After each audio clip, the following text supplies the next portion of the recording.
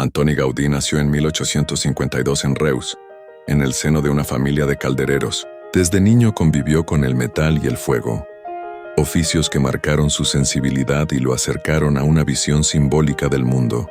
El contacto con la naturaleza en su infancia, especialmente a través de largas caminatas debido a los problemas de salud que padecía, despertó en él una intuición profunda, la idea de que la geometría de la vida y la espiritualidad estaban entrelazadas. Esa concepción lo acompañaría hasta el final, alimentada por la tradición católica, el simbolismo medieval y también por la corriente esotérica y masónica que circulaba en la Cataluña de su tiempo. Al llegar a Barcelona para estudiar arquitectura, Gaudí se encontró con una ciudad en plena efervescencia cultural. El modernismo no solo era un movimiento estético, sino también un terreno donde se mezclaban política, religión y búsquedas espirituales. Aunque él siempre se definió como católico, su obra demuestra un interés constante por lo oculto, lo simbólico y lo iniciático. Algunos estudiosos han visto en Gaudí un iniciado en los secretos de la masonería, o al menos alguien que compartió su lenguaje simbólico. Sus proyectos están llenos de alusiones numéricas, referencias al hermetismo y a la alquimia, y estructuras que parecen transmitir un conocimiento reservado a pocos. La Sagrada Familia, su obra magna, es el mejor ejemplo de esta síntesis. Aunque concebida como un templo expiatorio católico, está recorrida por un simbolismo universal. Torres que evocan constelaciones, números cargados de significados pitagóricos, esculturas que parecen ocultar códigos cabalísticos. Gaudí utilizaba la geometría sagrada como lenguaje, convencido de que las formas del universo, el hiperboloide, la hélice, la parábola, eran expresiones de lo divino. En ese sentido, su arquitectura se convierte en una catedral de conocimiento, tanto para el devoto cristiano como para el buscador esotérico. El Parc Güell, concebido como una ciudad-jardín, es otro claro ejemplo de esa fusión de lo lúdico con lo iniciático. Sus referencias al mito del dragón, al jardín del Edén y a la alquimia no parecen casuales. Todo está dispuesto como un itinerario simbólico. El visitante, al recorrer sus escaleras, pasajes y columnas, transita por una suerte de viaje iniciático en el que el agua, la piedra y la luz representan transformaciones del espíritu. Gaudí fue un hombre contradictorio, profundamente religioso, ascético en sus últimos años, pero al mismo tiempo abierto a un lenguaje arquitectónico que dialogaba con símbolos universales.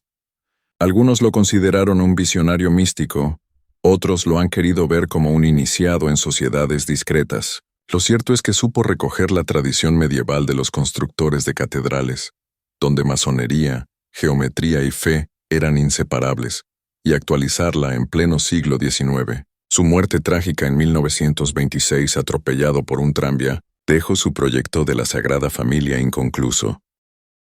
Cuando se habla de Antoni Gaudí, la memoria colectiva suele dirigirse de inmediato a la Sagrada Familia, la Casa Batlló o el Parc Güell. Sin embargo, el genio catalán dejó tras de sí un conjunto de obras menos populares que, vistas con detenimiento, revelan su misma obsesión por el simbolismo, la geometría sagrada y las claves esotéricas. Estas construcciones, a menudo eclipsadas por sus grandes proyectos, guardan en su interior el mismo lenguaje secreto que atraviesa toda su producción. Un ejemplo notable es la Casa Botines en León, concebida como sede de un negocio textil y residencia. A primera vista parece un castillo neogótico, con torres esquinadas que evocan fortalezas medievales, pero bajo esa apariencia se oculta un juego simbólico. Las torres marcan los puntos cardinales, y la disposición de la planta recuerda la cruz, como si el edificio fuese un compás que orienta al visitante hacia un centro espiritual. En la fachada se sitúa la escultura de San Jorge, patrón de Cataluña, venciendo al dragón. Esta imagen, más allá de la devoción cristiana, encierra el arquetipo del héroe iniciático que derrota a las fuerzas del caos, un motivo recurrente en la iconografía masónica y alquímica. Otra obra singular es la Casa Calvet en Barcelona, aparentemente una de sus creaciones más sobrias, pensada para albergar viviendas y oficinas, guarda sin embargo un sinfín de símbolos, columnas en espiral, referencias a la naturaleza y relieves que parecen narrar un diálogo entre lo terrenal y lo divino. Se ha interpretado que la fachada es un calendario pétreo, donde elementos vegetales y geométricos aluden al paso del tiempo y al ciclo eterno de la vida. La Torre Bellesguard, levantada sobre un terreno vinculado a la monarquía medieval catalana, muestra otra faceta del simbolismo gaudiniano. Su aspecto de fortaleza no solo responde a la historia del lugar, sino también a la intención de convertirla en un faro espiritual. La torre central, que se eleva con una cruz en la cima, puede leerse como el eje mundi, unión entre cielo y tierra, idea recurrente tanto en la tradición cristiana como en la simbólica universal. El colegio teresiano, destinado a una comunidad religiosa, es quizá la mejor prueba de cómo Gaudí entrelazaba función, fe y misterio. Aunque debía ser un edificio austero, logró dotarlo de un aura espiritual única. Arcos parabólicos que evocan la elevación del alma, muros que parecen respiraciones de piedra y un uso de la luz que convierte el espacio en un itinerario interior. Para algunos intérpretes, el conjunto no solo es un colegio, sino un auténtico templo iniciático donde los estudiantes eran también iniciados en la búsqueda del conocimiento. Estas obras menos celebradas muestran que Gaudí no reservaba su lenguaje simbólico solo para los grandes encargos. En cada edificio, incluso en aquellos de uso práctico, introducía claves ocultas, referencias a mitos, geometrías de resonancia espiritual. Antes de levantar templos imposibles o casas convertidas en íconos mundiales, Antoni Gaudí dejó su huella en un objeto cotidiano y a menudo olvidado: las farolas de Barcelona. Encargadas en 1878 por el ayuntamiento cuando apenas era un joven arquitecto recién titulado, estas piezas fueron su primera gran oportunidad para experimentar con el hierro forjado, el simbolismo urbano y la idea de que hasta el mobiliario público podía convertirse en un manifiesto artístico y espiritual.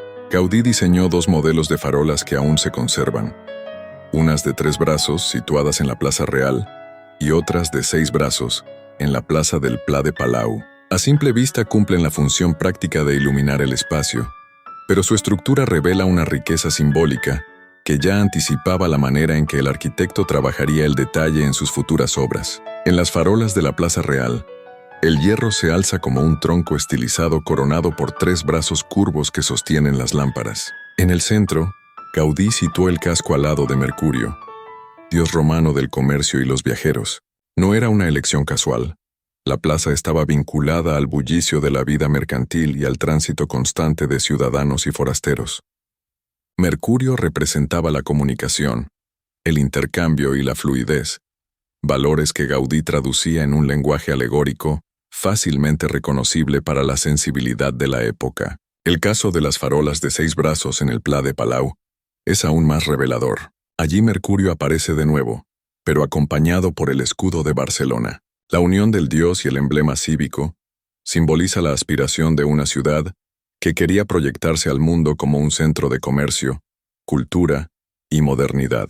Era en cierto modo un gesto masónico, fundir la tradición clásica con el poder urbano, la divinidad con la comunidad.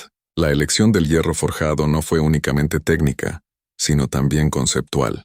Para Gaudí, el hierro era un material cargado de resonancias alquímicas, el fruto del dominio del fuego y del hombre sobre la materia. En sus manos el hierro no era frío ni industrial, era maleable, vivo, casi vegetal. Los brazos de las farolas parecen ramas en espiral, como si crecieran de un tronco metálico que conecta la tierra con la luz. De este modo, hasta un objeto funcional se transformaba en metáfora de la naturaleza y en vehículo de símbolos. Con el paso del tiempo, estas farolas quedaron integradas en la rutina urbana, vistas por miles de transeúntes que quizá no reparan en su autoría ni en su riqueza simbólica. Sin embargo, constituyen el primer testimonio público del genio de Gaudí. Aquí ya están la fusión entre arte y utilidad, la pasión por el detalle, el diálogo entre lo clásico y lo moderno, y la vocación de impregnar cada obra con un significado profundo.